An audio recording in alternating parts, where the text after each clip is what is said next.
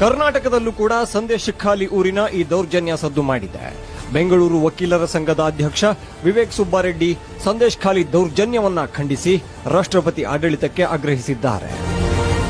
ಬೆಂಗಾಲಿನ ಸಂದೇಶ್ ಖಾಳಿಯಲ್ಲಿ ನಡೀತಾ ಇರತಕ್ಕಂತಹ ಭೀಕರವಾದ ಸಮರ ಹಾಗೂ ಅಲ್ಲಿರುವಂತಹ ನಾಗರಿಕರಿಗೆ, ಹೆಣ್ಮಕ್ಕಳಿಗೆ ಅವ್ರ ಮೇಲೆ ಆಗ್ತಾ ಇರುವಂಥ ದಬ್ಬಾಳಿಕೆ, ಅತ್ಯಾಚಾರದ ಪ್ರಕರಣಗಳು ಹಾಗೂ ಇನ್ನಷ್ಟು ಭೀಕರತೆ, ಅದರ ಭೀಕರತೆಯನ್ನು ನೆನೆಸ್ಕೊಂಡ್ರೆ ನಿಜವಾಗ್ಲೂ ಒಂದು ಭಯಭೀತರಾಗ್ತೀವಿ.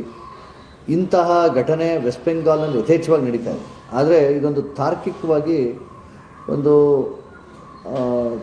ತಡಿಲಿಕ್ಕೆ ಆಗದಿರುವಂಥ ಒಂದು ಪರಿಸ್ಥಿತಿ ನಿರ್ಮಾಣ ಆಗಿದೆ.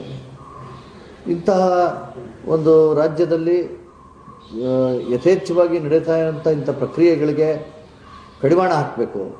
ಆ ಕಡಿವಾಣ ಹಾಕೋದ್ರಲ್ಲಿ ಕೇಂದ್ರ ಸರ್ಕಾರ ಅಲ್ಲಿ ರಾಷ್ಟ್ರಪತಿ ಆಡಳಿತವನ್ನು ಹೇರಬೇಕು ಅನ್ನೋದು ನಮ್ಮ ಆಲ್ ಇಂಡಿಯಾ ಬಾರ್ ಕೌನ್ಸಿಲ್ ಹಾಗೂ ನನ್ನ ಆಗ್ರಹ.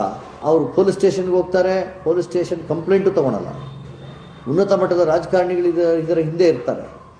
ಆ ರಾಜಕಾರಣಿಗಳನ್ನ ಹಿಡಲಿಕ್ಕೆ ಯಾವ ಲವಲೇಶದ ಪ್ರಯತ್ನವೂ ಸಹ ಜಿಲ್ಲಾಡಳಿತ ಹಾಗೂ SP ಮಾಡಲ್ಲ.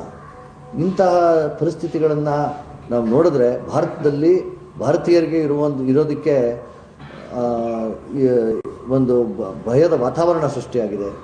ಆದ್ದರಿಂದ ಕೂಡಲೇ ಅವರನ್ನು ಹಿಡಿದೇ ಇದ್ದರೆ 1999ರಲ್ಲಿ ಇಂಥ ದಲಿತರ ಮೇಲೆ ಒಂದು ಅತ್ಯಾಚಾರದ ಪ್ರಕರಣ ಆಗಿತ್ತು. ಅಂಥ ಸಮಯದಲ್ಲಿ ರಾಷ್ಟ್ರಪತಿಯ ಆಡಳಿತವನ್ನು ಹೇರಿದರು. ಈಗಲೂ ಸಹ ನಾವು ಆಗ್ರಹಿಸ್ತಾ ಇದ್ದೀವಿ.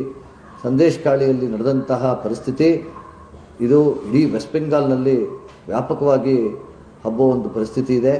ಆದ್ದರಿಂದ ಕೂಡಲೇ ರಾಷ್ಟ್ರಪತಿ ಆಡಳಿತವನ್ನು ಜಾರಿಗೊಳಿಸಬೇಕು ಅಂತ ಕೇಳ್ಕೊತಾ ಇದ್ದೀವಿ. ಪಶ್ಚಿಮ ಬಂಗಾಳದಲ್ಲಿ ಬಿಜೆಪಿ